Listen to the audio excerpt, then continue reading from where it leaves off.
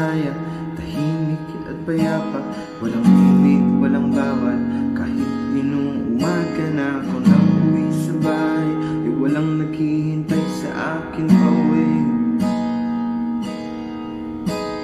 Kailangan umiti sa harap ng mga tao, kailangan di makita ang aking tinatago. At di ko aminin sa sariling malungkot ang mag-isa.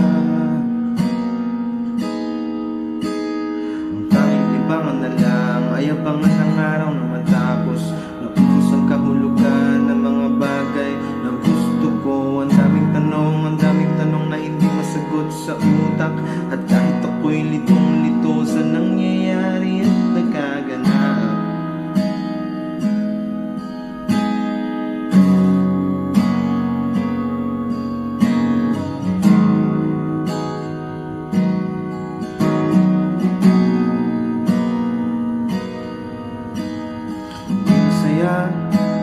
hindi na malaya.